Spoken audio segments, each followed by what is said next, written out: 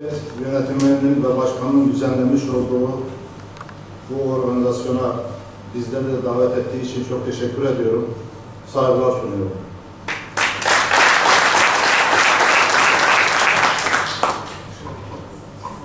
Evet, tekrar çok teşekkür ediyorum. Çok soru sorduğunuz için çok gurur duydum, açık söyleyeyim. Daha çok soru bekliyorum. 9'unda. Ve Mehmet abiye bir mesajım var. Benim en yakınımdaki arkadaşlar, hepiniz gayet iyi bilirsiniz ki, Jinep çevresindeki arkadaşlar, daha demokrat çevreler. Yusuf Taymaz gibi insanlar, Yaşar Güven gibi insanlar, Filiz gibi insanlar. Şimdi bizim aramızda bir şey çıktı. Anlaşamadığımız bir konu var. Onu da buradan açıklayayım. Arkadaşlar bu HDP büyük bir riske girdi ve hepimizi büyük bir riske soktu bana göre. Eğer bir şekilde ki de değişeceğine de inanmıyorum artık. HDP benim gibi bağımsız girerse, ben de bağımsız girersem doğru bildiğim ve bize de yarayacak toplumun, Türkiye toplumunun dirlik ve düzenliğine yarayacak olan birilerine sivri gelen bütün hareketlerinde de ben HDP ile beraber hareket ederim. Ama şu anda HDP'nin benim arkadaşlarımı ikna ediş yöntemi beni rahatsız etti. Bunu da söylemek zorundayım. 9'unda tartışırız. Tehdit. Yani diyor ki ben aşamazsam aman abi. Dolayısıyla benim bir sürü arkadaşım bu nedenle HDP'ye vereceğini her yerde açıklıyor. Ama bir de bağımsızlara da söz atılıyor bu arada. Ben HDP'nin önünü kesebilecek güçte miyim? Yani ben ortaya çıktığım zaman öyle bir gücüm var mıydı arkadaşlar? Hayır, öyle bir gücüm yoktu. Ama şu anda gerçekten güçlüyüm. Biz bir halksak daha da güçlü olacağım ama ben ne HDP ne HDP'nin önünü kesmek için ortaya çıkmadım. Ben o kadar düşmüş bir insan değildim. Bunun bilinmesini istiyorum. Doğru olan her şeyde herkesle işbirliği yaparım. Yanlışı babam yapsa karşısına çıkarım. Çok teşekkür ediyorum.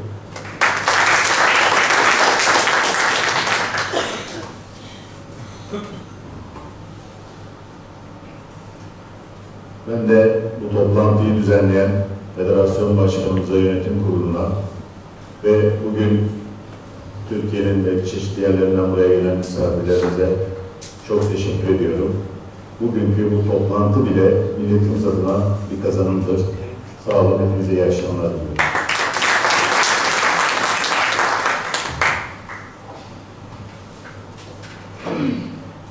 Ben de çok teşekkür ederim. Özellikle çok onur duyduğumu söylemek istiyorum. Ele alınan demokratik ilkeye ve bunun partilere anlatılması ve bu noktaya gelmiş olmak ben bakımına hakikaten onur verici. Çok teşekkür ederim. Böyle bir misafirler için.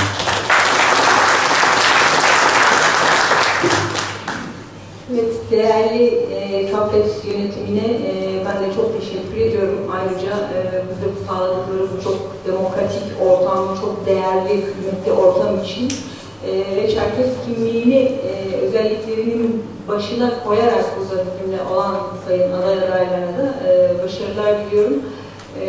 Bugün kürsüden 8 Mart'ı telaffuz eden herkese ayrıca teşekkürler. Yarın Dünya Kadınlar Günü. Ben de Çerkes kadınların ve dünyadaki bütün kadınların 8 Mart'larını kutluyorum. Bir sonraki seçimlerde bu kürsüden kadın adayların da sizlere seslenmesini temenni ediyorum. Ve son söz olarak Yaşar Bey'i mikrofona davet ediyorum.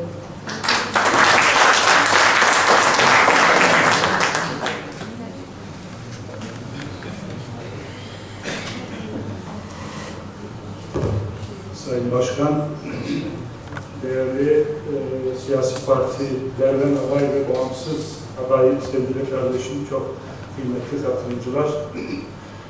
Bugün verimli bir çalıştay demek istiyorum. Yani konferanstan ziyade birbirimizin dertlerini, toplumsal sorunlarımızı konuştuğumuz, dillendirdiğimiz, az çok kafamızdaki bir takım soru işaretlerini giderebildiğimizi düşünüyorum. Tüm katılımcılara özellikle teşekkür ediyorum. Siyasi partilerden aday hemşerilerimiz seçilebilir noktada teveccüh görürlerse onların yolu açık olsun. Her türlü elimizden geldiğince onlara destek olacağımızı kürsüde ilan ediyorum.